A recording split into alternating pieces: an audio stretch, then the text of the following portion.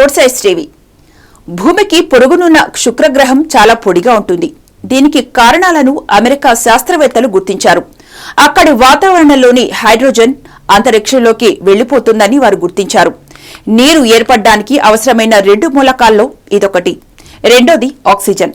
శుక్రుడిపై ప్రస్తుతం అలాంటి పరిస్థితి ఉన్నప్పటికీ గతంలో అనువైన వాతావరణమే ఉండేదని తెలిపారు.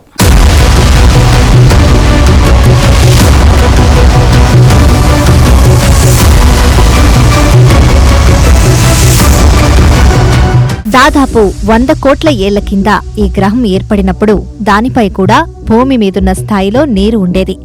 అయితే అక్కడి వాతావరణంలోని కార్బన్ డయాక్సైడ్ మేఘాల కారణంగా ఒక దశలో శక్తివంతమైన గ్రీన్ హౌస్ ప్రభావం తలెత్తింది.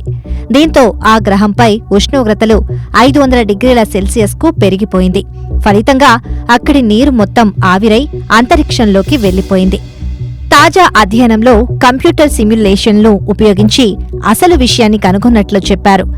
శుక్రుడి ఎగువ వాతావరణంలో ఉన్న ఒక అణువు ఇందుకు కారణమని గుర్తించారు.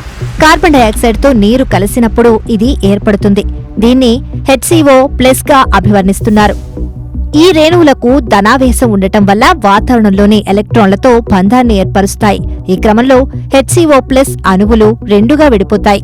ఈ ప్రక్రియలో హైడ్రోజన్ పరమాణువులు పూర్తిగా అంతరిక్షంలోకి జారుకుంటాయి.